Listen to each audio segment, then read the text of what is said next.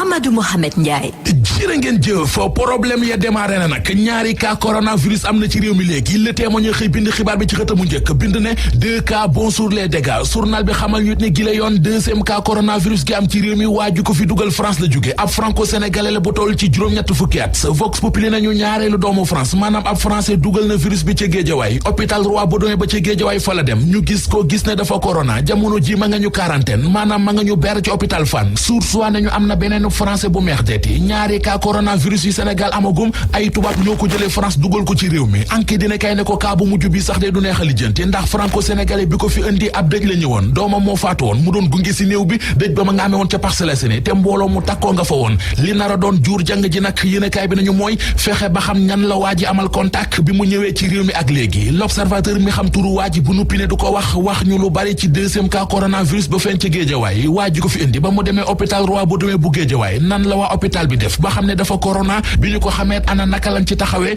lépp l'observateur mi ngi ñu koy leeralal journal bi dollil ñu ci ne ñu hospitalisé ci hôpital Roi Baudouin bu Géejawaay ba ñu déggee ne tubaab bi corona jot na faa jaar ñu bari ci ñoom toog ci l'hôpital ba ku leen rey la ñu yamale dañoo buub seeni déeba déeb génn l'hôpital ba ndax tiitange la Sénégal nañu fi ñu nekk ni kay réew mi yëpp nekk ci tiitange akuk jaaxle Vox Populi nañu li koy firndeel mooy gel bi ñuy def ci loxo ngir ne dañuy rey microbe ak masque yi ñuy dëppoo daanaka amatul ci réew mi donte sax waa pharmacie nationale d'approvisionnement wedd nañu xibaar bi terewul pharmaciens yi ci dëkk bi ñoom dëggal nañu ko libération nañu dëgg la deuxième cas coronavirus am na ci réew mi waaye ministre de la santé Abdoulaye Diouf Sarr mi ngi dalal xel yi ci Soleil national moom Diouf Sarr ne ñu fa ñaari cas coronavirus yi fi am ñi ko fi amee seen état clinique mi ngi stable l'observateur nañu moom ministre de la santé xam le ne ki ko njëkk am fii ci réew mi ak njabootam mu di jabaram ak ñaari doomam test yi ñu def ci ñoom li mu wane mooy lu wokkutub dërëm wokku leen dara jotu leen virus beneen bu am ci réew mi di virus yorinu bon ci àll réew mi OFNAC suli na yeneen i mbóot l'observateur nañu siiwal nañu rapport 2017-2018 bu OFNAC waaye bari na ay njuut njaaju ca feeñ ay mbóot yu yéeme feeñ nañu ca Petrotim ca ASER SAMU municipal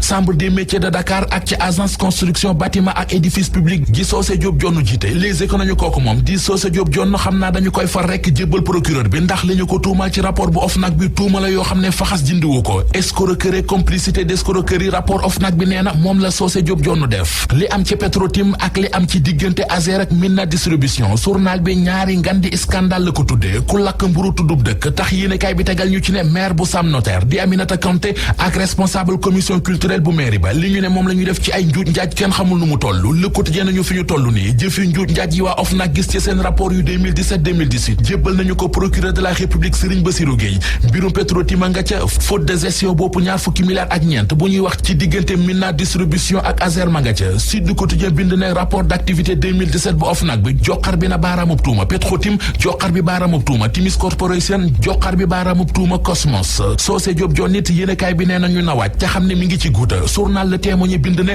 OFNAC épingle ne Antou Gueye Samba Socé Diop Jonn ak Aliou Sall. Touba Darou Salam Karo